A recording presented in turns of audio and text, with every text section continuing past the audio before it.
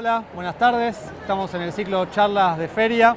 Hoy nos visita Hernán Invernizzi, que es un intelectual, escritor, periodista, investigador y además compañero de la Defensoría del Pueblo. ¿Cómo fue tu descubrimiento con la literatura? Venís de... sos el hijo de Eva Giberti, una reconocida intelectual, militante.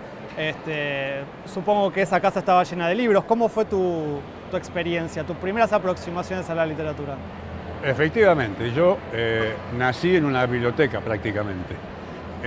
Nací en una casa llena de libros. Para mí era normal levantar la mano y sacar un ejemplar de la Ilíada escrita en griego, en inglés y en español, ponele. Y había libros de cualquier cosa, había libros de todo, era una biblioteca muy ecléctica, muy universal.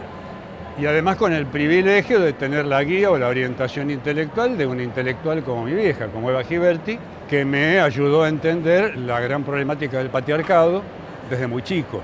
De modo que el hecho de haberme criado junto a una mujer que me abrió los ojos respecto del patriarcado, a mí me dio desde chico una perspectiva crítica de todo lo que es la vida intelectual, la investigación, los abordajes teóricos, etc. La crítica me viene ya casi como un dato genético, ¿no? ¿Pero fue como una formación más que una instancia lúdica o también había lugar para el espacio más recreativo, para ir descubriendo cosas desde el juego? No, mirá, en mi casa, desde que yo tengo memoria, nunca hubo conflicto entre el mundo lúdico y el mundo del estudio, entre el mundo académico y el mundo de la diversión. Siempre las dos cosas fueron juntas. Yo tengo ahora hijos de la generación de los 30, tengo una ahora de 8 y otra de 5, y mantenemos el mismo criterio. No hay fronteras, se mezclan, y en general somos una familia que cree en los guisos. Y en esa experiencia, en esa formación, en ese desarrollo, ¿vos vislumbraste una vocación para la investigación, para el mundo de la literatura, o fue una cosa que también se fue dando con naturalidad? ¿Encontraste algo que dijiste, ok, esto es lo que yo quiero hacer? Lo que pasa es que mi biografía rompe en un punto lo convencional de un intelectual, porque a los 21 años yo caí preso. Claro. Entonces, cuando estaba cursando dos carreras que en ese momento eran lo que a mí me apasionaba, que estaba haciendo psicología y antropología, las dos en la UBA.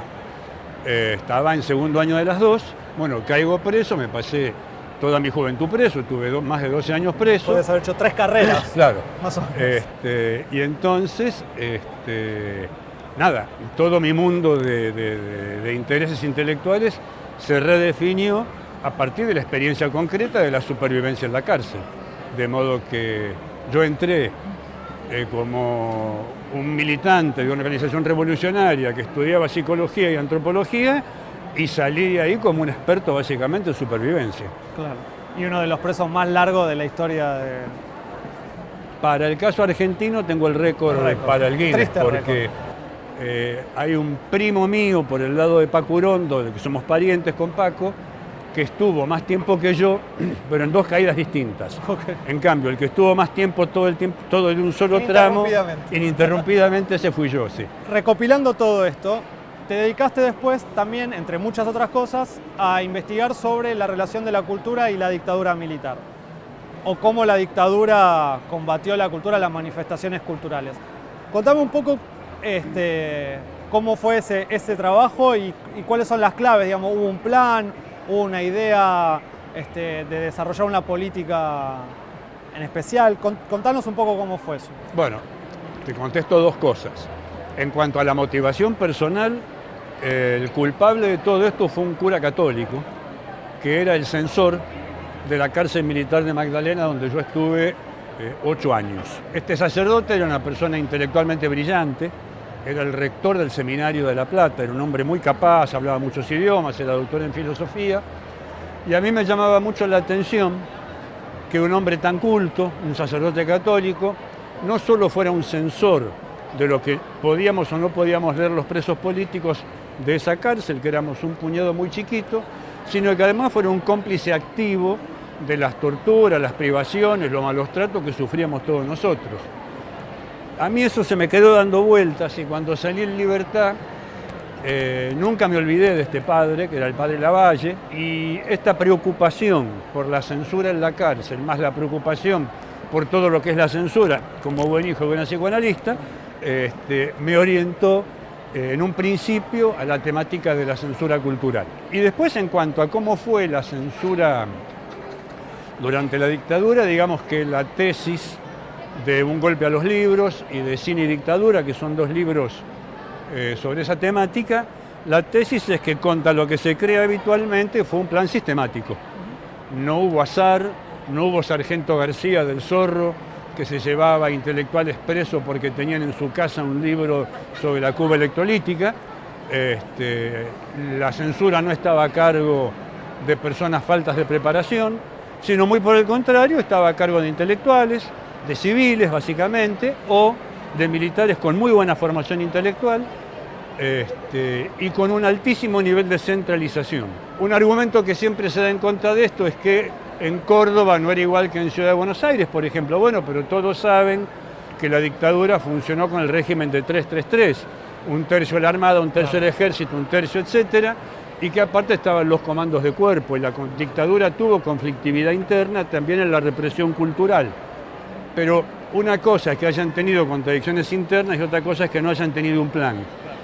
De hecho, nosotros encontramos los documentos originales, no fotocopias, documentos originales del Estado Mayor General del Ejército, Jefatura 2, Inteligencia, firmado, sellado, confidencial, foliado, expedientes completos que están publicados, donde queda perfectamente claro que la dictadura militar consideraba que la batalla cultural, como está de moda decir ahora, era la más importante. ¿Por qué? Porque está escrito por ellos que no bastaba con matarnos a todos porque íbamos a volver, que en realidad lo que había que hacer era cambiar la mente de los argentinos. Está escrito así textual.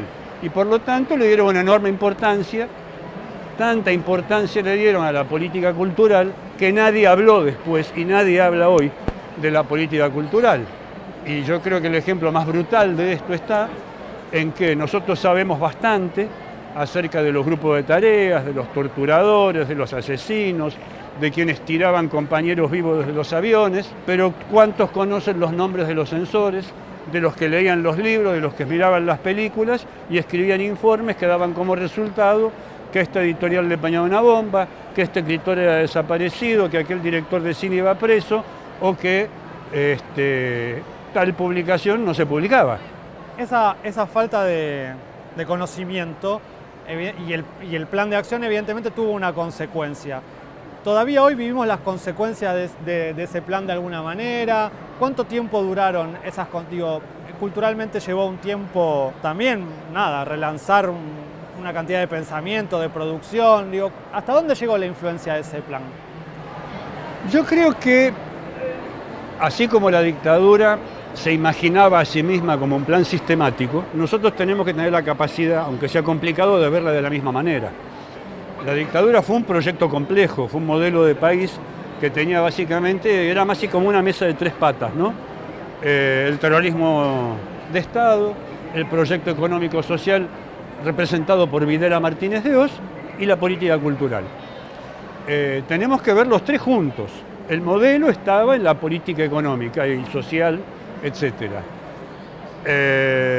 El medio más importante era la política cultural y educativa. Y el único camino para llevarlo adelante era el terrorismo de Estado.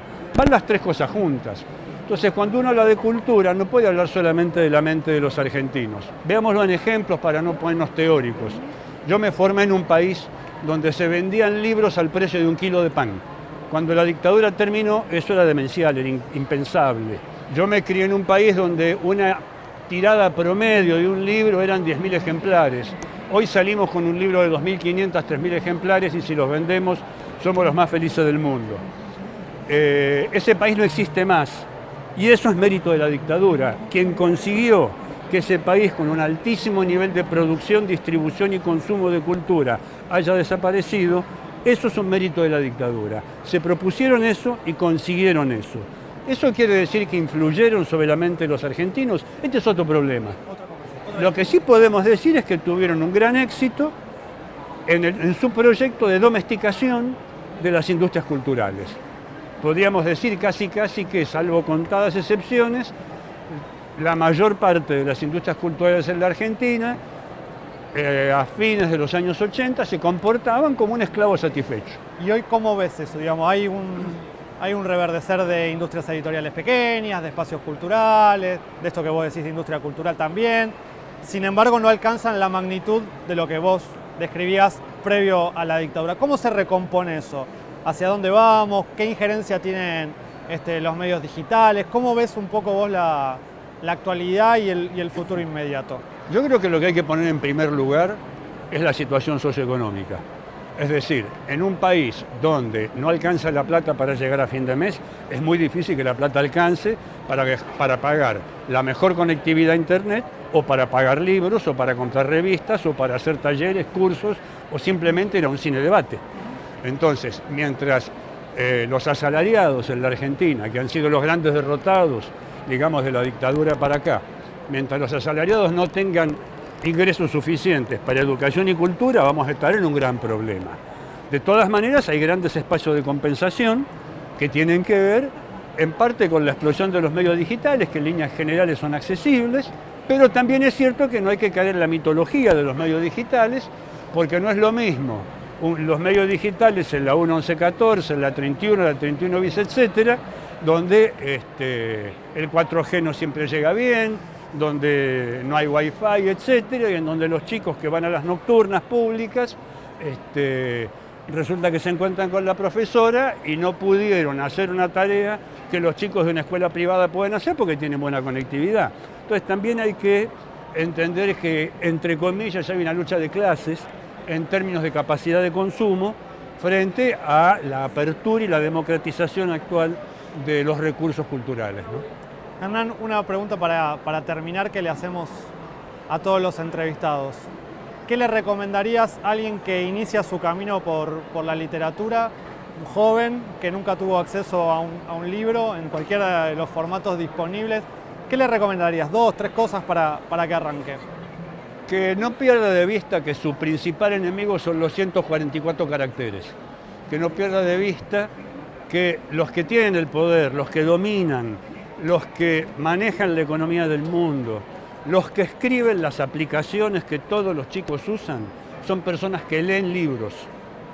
Porque de las grandes universidades del mundo no salen personas que leen rápido o que resuelven todo con Rincón del Vago o con copy-paste. Para tener acceso a los verdaderos espacios del poder, no hay que leer en diagonal y no hay que escribir 144 caracteres. Hay que poder seguir 2, 3, 4, 5, 6 pasos lógicos, porque escribir un programa para hacer una aplicación requiere 2, 3, 4, 5, 6 pasos lógicos. Y para poder escribir una monografía pasa lo mismo. Y si no escribís monografías, si no escribís investigaciones, no hay poder, no hay nada.